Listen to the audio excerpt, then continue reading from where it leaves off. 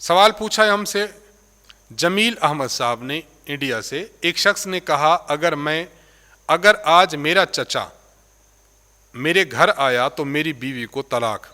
اس شخص کا چچا اس کے گھر میں آ گیا. اب 2-3 سوال ہیں.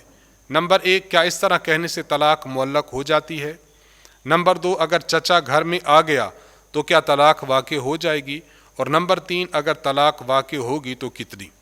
آپ کے تینوں سوالات کے جوابات ہم بالترتیب عرض کرنا چاہیں گے. نمبر 1, اگر کوئی شخص اس طرح کا کلام کرتا ہے، مثلا اگر یہ ہوا تو میری بیوی کو طلاق، اگر فلاں ہوا تو میری بیوی کو طلاق، اس طرح اگر کوئی شخص بات کرتا ہے تو اس طرح بات کرنے سے طلاق معلق ہو جاتی ہے. کیا معنی کہ جب وہ کام ہوگا تو بیوی کو طلاق ہو جائے گی. تو اس طرح پہلا جو سوال ہے کہ طلاق معلق ہو جاتی ہے، جی ہاں، اس طرح کہنے سے طلاق معلق ہو جاتی ہے. جہاں تک دوسرا سوال ہے کہ طلاق واقع ہو جائے گی اگر اس کا چچا گھر میں آیا، تو جواب یہ ہے کہ بالکل واقع ہو جائے گی.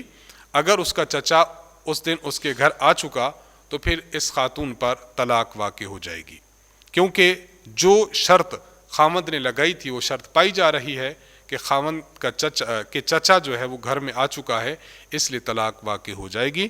اور جہاں تک تیسرے سوال کا تعلق ہے کہ اگر طلاق ہوگی تو کتنی، اس بارے میں تفصیل یہ ہے کہ اگر خاوند نے صرف اتنی بات کہی تھی کہ اگر چچا میرا گھر میں آیا تو میری بیوی کو طلاق، چونکہ اس نے لفظ طلاق ایک ہی مرتبہ کہا ہے اس لیے صرف ایک طلاق واقع ہوگی.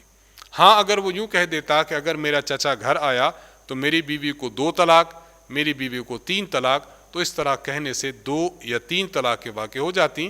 لیکن چونکہ صرف ایک مرتبہ کہا ہے اس لیے اس کی بیوی کو صرف ایک طلاق واقع ہو جائے گی.